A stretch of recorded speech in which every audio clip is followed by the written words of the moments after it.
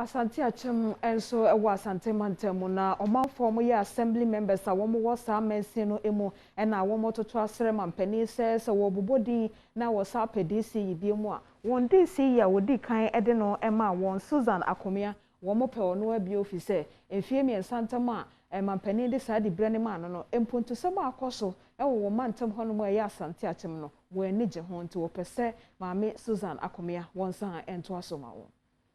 And why you map so the amount and Akyem Central.